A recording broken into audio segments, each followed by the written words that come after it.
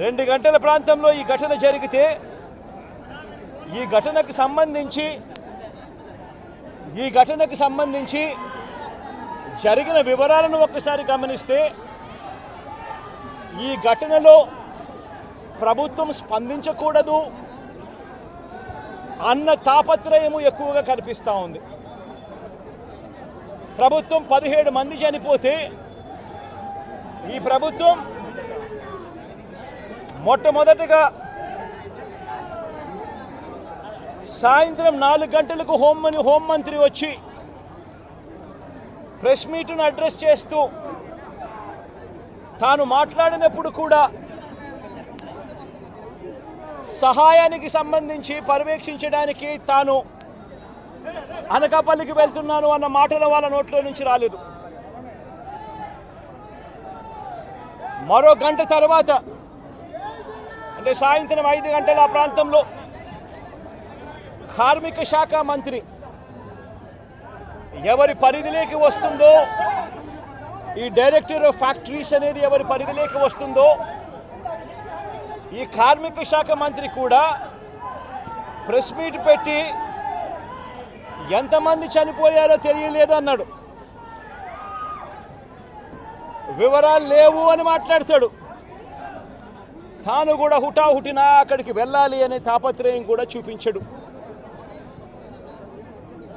ఘటన జరిగిన తర్వాత ఘటన స్థలానికి కలెక్టర్ ఎప్పుడు పోయాడు, అధికారులు ఎప్పుడు పోయారు, కమిషనర్ ఎప్పుడు పోయారు అన్నది ఒక్కసారి గమనిస్తే ఇంకా బాధ కలిగించే అంశాలు. అధికార పార్టీకి సంబంధించిన నాయకులు ఎప్పుడు పోయారు అని చూస్తే ఇంకా బాధ కలిగించే అంశాలు. కనీసం ఘటన జరిగితే కనీసం అంబులెన్స్ను కూడా కనీసం మొబిలైజ్ చేసి ఆ ప్రాంతానికి తీసుకుని రాని పరిస్థితి. బాధితులు ఎవరైతే ఉన్నారో వాళ్ళందరినీ కూడా కంపెనీకి సంబంధించిన బస్సుల్లో తీసుకొస్తా ఉన్నారు, హాస్పిటల్లోకి తీసుకొని పోయే పరిస్థితి. నేను ఒకసారి తేడా గమనించమని అడుగుతా ఉన్నా. ఇలాంటి ఘటనే ఒకసారి మా ప్రభుత్వ హయాంలో కూడా జరిగింది. ఎల్జీ పాలిమర్స్ అనే ఘటన జరిగింది. కోవిడ్ మహమ్మారి ఉన్న సమయం అది. మేలో జరిగింది. మే 2020 ప్రాంతంలో జరిగింది.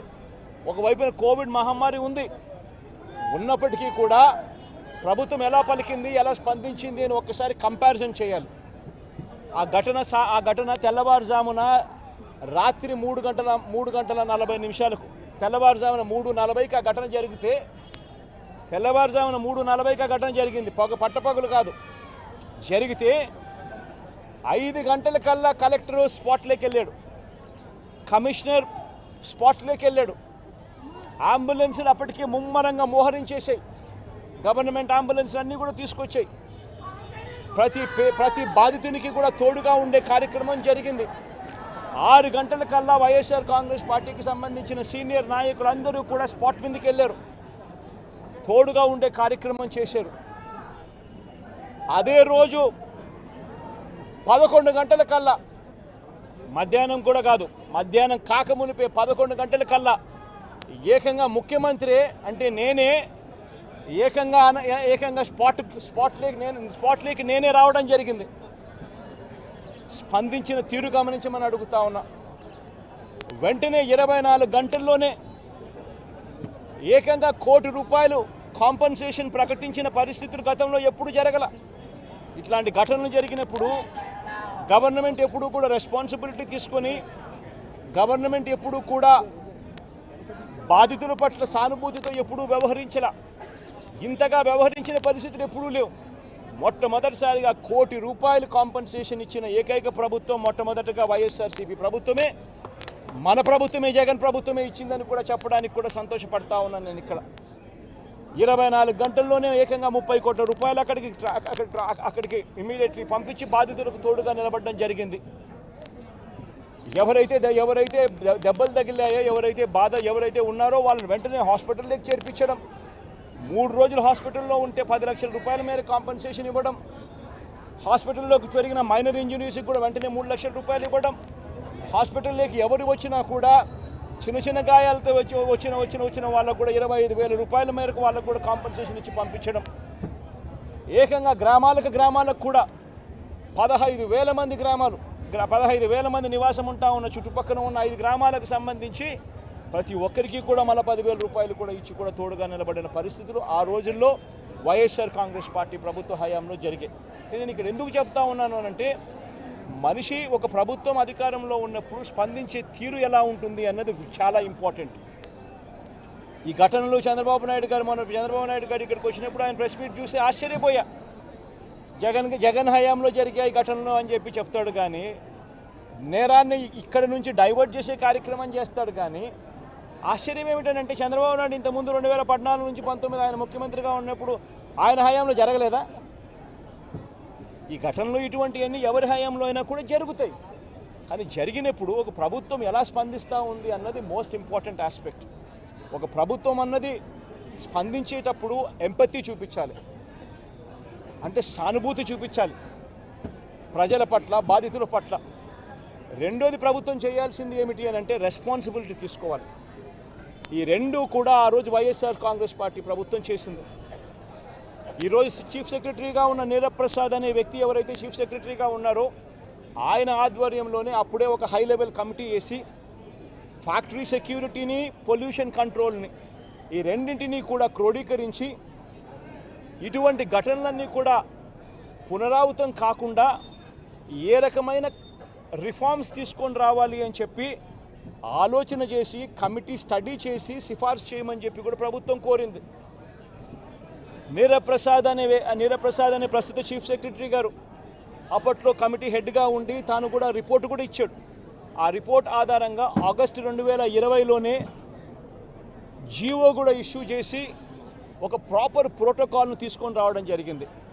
ఆ ప్రోటోకాల్ ఏమిటి అని అంటే అన్ని రెగ్యులేషన్స్ డిఫరెంట్ సైలోస్లో కాకుండా అన్ని క్రోడీకరించి ఒక చోటుకు తీసుకొచ్చే కార్యక్రమం జరిగింది. ఫ్యాక్టరీ సేఫ్టీకి సంబంధించిన ప్రోటోకాలు, పొల్యూషన్ కంట్రోల్కి సంబంధించిన ప్రోటోకాలు అన్నిటినీ కూడా కలిపి ఒక ప్రోటోకాల్ తీసుకొని రావడం జరిగింది. ఆ ప్రోటోకాల్లో ముఖ్యమైనది ఏమిటి అని అంటే మొట్టమొదటిసారిగా ప్రతి కంపెనీ కూడా వాళ్ళకి సంబంధించిన సెల్ఫ్ కంప్లయన్స్ రిపోర్ట్ అనేది ఒకటి ఇవ్వాలి అనేది దాంట్లో ముఖ్య ఉద్దేశం. ఒకవేళ సెల్ఫ్ కంప్లయన్స్ రిపోర్టు తయారు చేసే కార్యక్రమంలో ఆ కంపెనీకి నైపుణ్యత లేకపోతే థర్డ్ పార్టీ అక్రిడిటెడ్ ఏజెన్సీని కూడా గవర్నమెంటు అందుబాటులోకి తీసుకొచ్చింది.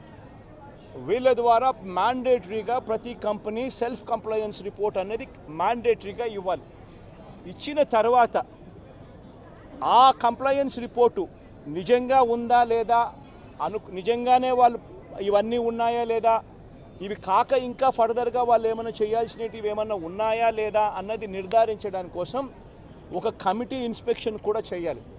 ఆ కమిటీలో కూడా అన్ని డిపార్ట్మెంట్స్కి సంబంధించి అంటే pollution control department, boiler security department, రియాక్టర్స్కి సంబంధించి, ఎలక్ట్రిసిటీకి సంబంధించి, ఫైర్కి సంబంధించి అన్ని డిపార్ట్మెంట్లు క్రోడీకరించి వాళ్ళు ఇన్స్పెక్షన్ కూడా చేస్తారు.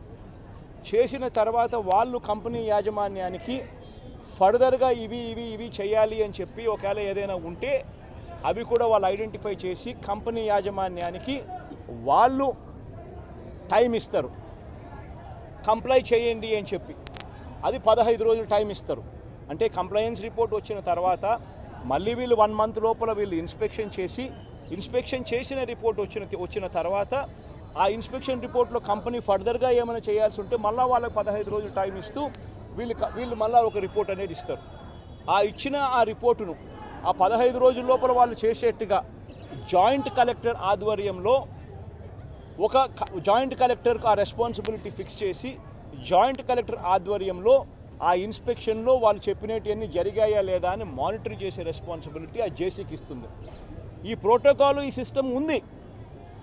ఇది ఒక రిఫార్మ్ కింద ఎల్జీ పాలిమర్స్ ఘటన జరిగిన తర్వాత నీరప్రసాద్ గారి ప్రస్తుత చీఫ్ సెక్రటరీ గారు ఆయన ఆధ్వర్యంలో హై లెవెల్ కమిటీ వేసిన తర్వాత ఆయన స్టడీ చేసిన తర్వాత ఆయన ఇచ్చిన సిఫార్సులతో ఈ జీవో ఇష్యూ చేసి ఈ ప్రోటోకాల్ అనేది ఎగ్జిస్టెన్స్లో ఉన్న ఈ జీవోను తూచా తప్పకుండా ప్రభుత్వం గన మానిటర్ చేసి ఉండింటే ఇది జరుగుతుందా లేదా అన్నది గన గవర్నమెంట్లో ఉన్న పెద్దలు మానిటర్ చేసి ఉండింటే చాలు ఇటువంటి ఘటనలు మళ్ళీ పునరావృతం కాకుండా ఉండే పరిస్థితి ఉండేది. కానీ అన్ఫార్చునేట్గా ఏం జరుగుతూ ఉంది, వీళ్ళ ప్రభుత్వం వచ్చిన తర్వాత గత 3 నెలలుగా ఏం చూస్తూ ఉన్నాము అని అంటే వీళ్ళు గవర్నెన్స్ మీద ధ్యాస లేదు. వీళ్ళకు ప్రజలకు సూపర్ 6, సూపర్ 7, సూపర్ 10ల పేరుతో వాళ్ళు ఇచ్చిన మాటల మీద వీళ్ళకు ధ్యాస లేదు. వీళ్ళ ధ్యాస అంతా రెడ్ బుక్ పరిపాలన, వీళ్ళ ధ్యాస అంతా రెడ్ బుక్ తెరచడము, ఎవరెవరికి కక్షలు ఉన్నాయో ఆ కక్షను తీర్చుకునేదానికి గ్రీన్ సిగ్నల్ ఇవ్వడం. ఇది వీళ్ళ పరిపాలన మీద వీళ్ళ ధ్యాస. వీళ్ళు పెట్టాల్సిన ధ్యాస ఇటువంటి రిపోర్ట్ల మీద, ఇటువంటి కంప్లైంట్స్ మీద, ఇటువంటి ఘటనల మీద ఎవరెవరు ఏమేం చేయాలి అని చెప్పి ప్రోటోకాల్ ప్రకారం జరుగుతూ ఉందా లేదా, ఇవన్నీ జరుగుతున్నాయా లేదా అని చెప్పి చూసుకొని గవర్నెన్స్ రెగ్యులర్గా పాలసీ రెగ్యులర్గా జరిగి ఉంటే ఈరోజు ఫ్యాక్టరీస్ పరిస్థితి ఇలా ఉండేది కాదు. ఈరోజు ఈ కార్మికులు చనిపోయి ఉండేవాళ్ళు కాదు. ఈరోజు స్కూళ్ళు బాగుపడి ఉండేటివి. ఇంగ్లీష్ మీడియం టోఫుల్ 3వ తరగతిలోనే టోఫుల్ పీరియడ్ని తీసి ఉండేవాళ్ళు కాదు. నాడు నేడు కొనసాగుండేది. గోరుముద్ద కార్యక్రమం బాగా జరుగుతూ ఉండేది. ఇవన్నీ కూడా జరుగుతూ ఉండేటివి. ఒకవైపున స్కూళ్ళు నాశనం అయిపోయాయి, మరోవైపున హాస్పిటళ్ళకి సంబంధించి జనవరి నుంచి రావాల్సిన బిల్లులు, జనవరిలో బిల్లులు ఏదైనా ఉంటే ఫిబ్రవరిలో ఆ బిల్స్ ప్రాసెస్ చేస్తారు, మార్చిలో ఆ బిల్స్కి సంబంధించిన పేమెంట్లు క్లియర్ చేస్తారు. ఆరోగ్యశ్రీ నెట్వర్క్ హాస్పిటల్స్ సంబంధించి మార్చి 16వ తారీఖున కోడ్ వచ్చింది. ఇక అప్పటి నుంచి జనవరికి సంబంధించిన బిల్లులు పూర్తి జనవరికి సంబంధించినప్పటి నుంచి ఇప్పుడు దాకా ఆరోగ్యశ్రీ బిల్లులు నెట్వర్క్ హాస్పిటల్లో ఇవ్వడం లేదు. ఆరోగ్యశ్రీ హాస్పిటల్కు బిల్లులు రావడం లేదు కాబట్టి ఏ పేషెంట్ అయినా హాస్పిటల్కి పోతే ఆ హాస్పిటల్లో ఆ పేషెంట్ డబ్బులు లేక కట్టలేని పరిస్థితిలో, పేషెంట్ అధ్వానమైన పరిస్థితిలో బతుకుతూ ఉన్నాడు. పట్టించుకునే నాతుడు లేడు. పిల్లలకు సంబంధించిన ఫీజు రీయింబర్స్మెంట్ అనే కార్యక్రమం గతంలో వైఎస్ఆర్సీపీ ఉన్నప్పుడు ఏ రకంగా జరిగేది? ప్రతి 3 నెలలకు ఒకసారి, ప్రతి త్రైమాసికం అయిపోయిన వెంటనే, ఆ త్రైమాసికం అయిపోయిన వెంటనే ఫీజు రీయింబర్స్మెంట్ కింద విద్యా దీవెన అన్నది ఆ తల్లుల ఖాతాల్లోకి జమ అయ్యేది. ఈరోజు 2 క్వార్టర్స్ అయిపోయాయి, 2 త్రైమాసికాలు అయిపోయాయి. జనవరి, ఫిబ్రవరి, మార్చు, ఏప్రిల్, మే, జూను. ఇప్పుడు 3వ త్రైమాసికం కూడా జూలై, ఆగస్ట్, సెప్టెంబర్ కూడా అయిపోవస్తూ ఉంది దాదాపుగా. ఇంతవరకు పిల్లలకు సంబంధించిన ఫీజు రీయింబర్స్మెంట్ బకాయిలు ఇంతవరకు రూపాయి కూడా ఇవ్వాల.